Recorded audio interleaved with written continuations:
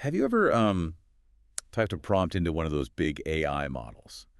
Asking for something really new, maybe a bit out there. And what comes back is just the safest, blandest, most corporate thing imaginable. Yeah. Exactly. It feels like talking to a wall sometimes, a very expensive wall. It's that specific, quiet frustration, isn't it? Like this giant brain is just, I don't know, afraid of its own thoughts. Welcome to the deep dive. Mm-hmm. And the common idea is, well, the AI just isn't smart enough for real creativity. But our deep dive today, looking at some really interesting work from Stanford, suggests something else. Yeah, it seems the creativity is actually in there. It's just kind of locked away, behind this really stubborn safety filter. So that's our mission for this deep dive. Right. We want to reveal this simple, non-technical key to that lock. We're talking about basically one short instruction, maybe 10 extra words or so. Yeah, roughly. And it can transform tools like ChatGPT, Claude, Gemini, make them feel more like actual creative partners. Okay, so let's unpack this. We're going to cover three main things today. First, why your AI seems stuck in boring mode, that whole safety issue. Mm-hmm. Second, we'll introduce this technique. It's called verbalized sampling. Explain how that trick actually works. Got it. And finally, maybe the best part, we'll give you some practical, like, copy-paste prompts you can start using right away. Yeah. Get those better results. Okay, so first step. Why is the AI so average? Well, the main cause is pretty straightforward, really. It's safety engineering. Right. Companies, they spend billions training these models to be incredibly safe. They have to avoid anything dangerous or offensive or even just kind of rude or controversial. Which makes sense. I get it. You need that for a tool millions of people use. But what's the trade-off? What's the cost of being that careful? Well, the cost is creativity, plain and simple. Think about it like a really talented artist, okay? But they went to this super strict art school. Okay. And the only rule was paint calm lakes, paint happy trees, never ever paint anything weird or wild. After years of that, the artist can still paint, sure.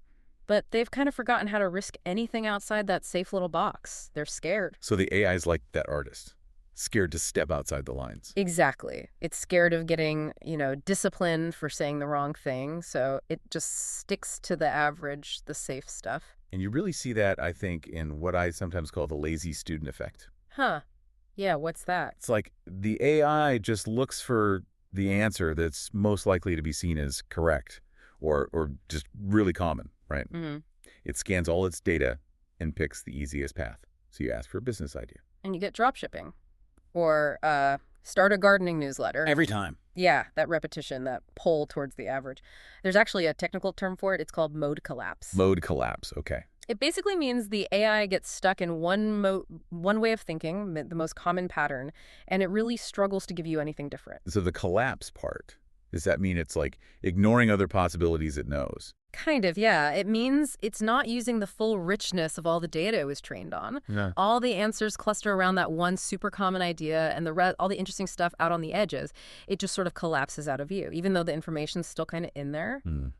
Honestly, I still wrestle with this myself sometimes, prompt drift, getting stuck outputs. I remember needing like 20 podcast names once, really unique ones. Yeah. What happened? Ugh, terrible results. Just awful simple stuff like healthy living daily. I knew the AI had better ideas somewhere inside, but I just couldn't get it to show them to me. It's frustrating. So, okay, if the AI is naturally timid Mm. and its default is, well, boring, how do we sort of legally give it permission to be weird, to show us that other stuff? We have to make it show its work, its messy thinking process. We need to force it to show us the riskier options, the things it thinks have a lower chance of being right. Okay, that leads us right into the fix then. Yeah. Verbalized sampling. Let's break that down. Sounds complicated, but It's not really. It just means you ask the AI to show it's working out, basically, instead of just giving you the final polished, safe answer. how does just asking it to show its work change things? What's the mechanism? Well, this is the fascinating part.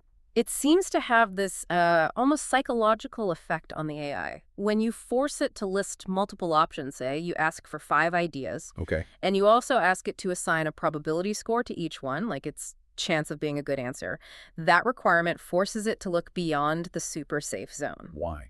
Why does adding a score make it less safe? Because it has to show you a range. To give different scores, it needs to consider ideas with different likelihoods, it needs variety, and that process seems to break the constraint that normally just keeps it locked onto the 95% likely answer. But couldn't it just, assign 95% to all 5 boring answers if it's just a machine? Ah, good question. But it seems the underlying architecture is kind of designed to explore different possibilities, different next words or tokens, when you demand 5 distinct answers and a score for each. You're telling its system that variance is mandatory. Exactly. You're signaling that variety is part of the goal now. And it can still satisfy its safety training by just slapping a low score on the weird idea. It's like it's saying, okay, here's a weird one, but warning, low probability. So it gets to be weird, but only if it warns you first. Precisely. The ice cream analogy kind of helps here, I think. Okay, let's hear it. If you just ask an AI for its favorite ice cream flavor, what do you get? Vanilla. Yeah. Or maybe chocolate, the safest bet. Right. Vanilla, safe. But what if you ask, give me 5 flavors you might order today and score each from 0 to 100 on how likely you are to pick it? Ah, okay. Then it has to dig deeper. Yeah, suddenly it has to mention something like, I don't know, lavender honey. Yeah. It might give lavender honey a really low score, maybe 5%, but the idea is out there. And you, the user, get to decide if that 5% idea is actually the creative gold you were looking for. Exactly, that's the key. Okay, so this is a really important point, I think, for anyone listening. Those probability numbers, the 0.1, the 10%, they're not like scientifically perfect math, are they? No, not really, especially not in these conversational AIs. They're mostly a tool, a trick almost. A trick to do what? To trick the AI into feeling safe enough to give you something potentially wrong or unlikely. By assigning a low number, it's basically covered its bases. It's warned you. Right, it's like, hey, I told you this was a long shot. Yeah, so we, the users, don't really care about the exact mathematical accuracy of the score. We just want the interesting idea it unlocks. So the big realization here is the creativity was kind of hidden in plain sight. Mm-hmm. Our goal shifts. It's not just asking for an answer. It's using this little phrasing trick to force the AI to surface those lower probability options, because that's often where the unique stuff hides. So that naturally leads to the practical question, right? What are the actual words? What are these core phrases we need to stick onto our prompts to get this scoring and variety thing happening? Yeah, what do we actually type? And thankfully, they're pretty short instructions. They just demand those scores and multiple varied responses. Wow. Okay, so the core bits to remember, the magic words essentially, are variations of. Generate X responses. You pick the number X. Right, like 5 or maybe 3. And the other key part is with their probabilities or with their probability scores, something like that. Okay, maybe slightly more than 8 words sometimes, but yeah, pretty concise. So let's look at method 1. This is the simple version, really beginner-friendly. Okay. You take your standard, maybe boring prompt, let's say. Give me 5 creative title ideas for an article about gardening. Right, the kind of prompt that usually gets dull results. Exactly. Now you just add that core phrase, so the new prompt becomes, generate 5 creative title ideas for an article about gardening, each with their probability score. That's it. And did you try this? What was the actual difference in output? The shift was noticeable, yeah. It's like the AI suddenly felt freer. It gave, say, 3 pretty standard titles, high scores, 90% range. Stuff like, best tips for your summer garden. Boring. Sure, the usual suspects. But then it also included 1 or 2 with much lower scores, maybe 15%, 20%. And those are the more abstract, more interesting ones. Something like, the backyard reviva. Ah, okay. That's much better. Yeah, and that 15% idea, that's probably the one you actually end up using, right? The one you couldn't get before. Makes sense. So that's the easy way. What about pushing it harder? Right, that's method 2, the copy-paste block. This is for when you want to be more explicit, maybe for more complex tasks. So you have like a pre-written chunk of text you add. Yeah, you keep a slightly longer instruction saved somewhere, maybe in a Notes app, and you just paste it into your prompt. And why does this longer block work better sometimes? It tends to use more specific language. It might use technical terms or tags, and specifically ask the AI to include low probability scores. It speaks more directly to the AI's kind of internal logic. Ah, so it makes the instruction harder for the AI to ignore or misinterpret. Really forces that diversity. Exactly. Maximizes the range you get back. Yeah. Let's talk about that cold emailing example you mentioned. That sounds like a great use case. Oh, it was really effective. High stakes, right. You need that email to land. Totally. So we prompted it for 5 versions of a Cold email. Crucially, we ask for high variety in tone, targeting this potential partner, and we ask for the probability scores. Okay, what happened? Well, version 1 was exactly what you expect. High probability, like 0.95. Mm-hmm. Super formal, a bit stiff, maybe easily ignored. To say female? The safe email. But then we scrolled down to version 5. Yeah. Version 5 had a probability score of only 0.18, tiny. Wow. And the tone was completely different, short, punchy, really casual. It was basically like, hey, name, got a weird idea for us? Quick chat. And that worked. That was the one. That's the email that actually got the positive response and led to a meeting. That is fascinating because the AI on its own probably would never have suggested that ultra-casual tone. Never. It would have stuck with the safe, formal approach that, let's be honest, often just gets deleted. So the human judgment comes in to see that the low probability, risky answer is actually the right creative choice for that specific situation. Exactly. And whoa, just imagine scaling that, finding those unexpected successful approaches across like a billion cold emails or marketing messages. Yeah, that's genuinely powerful. Finding the effective outlier. It really is. And you saw similar things with creative writing prompts too, right? Like the missing diamond mystery. Yeah, night and day difference. We asked for plot twists, specifically telling it to include low probability options with scores. Instead of the usual, the butler did it. Right, or the rival stole it. Those are the high probability, kind of boring answers.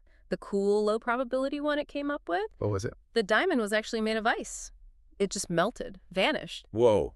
Okay, that's clever. Super clever. Highly unlikely in, like, a gritty detective novel, which is why the AI scored it low. Oh. But for fiction, for a surprising twist, brilliant. Okay, but let's tackle a potential problem. What if someone tries this? They use method 1 or method 2, ask for scores, ask for variety, and the AI still gives them boring stuff. It's still stuck. Yeah, that can happen sometimes. If it's being really stubborn, there's one more thing you can try, a way to push it even harder towards the weird stuff. Like a final nudge. Basically, yeah. We can use a specific statistical term that the AI usually understands quite well. Okay, so what's the ultimate push phrase for when you really need the AI to get weird? You add this instruction. Please sample from the tails of the distribution. I want highly unlikely answers. Okay, sample from the tails of the distribution. That sounds technical. What does it actually mean? It's jargon, yeah, but it's pretty simple conceptually. Think of that bell curve, right? Most answers, the common ones like dropshipping, they're clustered at the peak in the middle. Right, the high probability stuff. Exactly. The tails are the flat bits way out on the edges of that curve. That's where the rare, unusual, low probability ideas live. The statistical outliers. Precisely. So when you tell the AI to sample from the tails, you're explicitly commanding it. Ignore the middle. Go find the weird stuff way out on the edges. And the AI understands that command. Generally, yes. Large language models have a grasp of basic statistical concepts from their training data, so that phrase is a pretty strong signal to force it away from the common mode. It usually guarantees much wilder, more diverse ideas. Okay, that's a great tip for troubleshooting.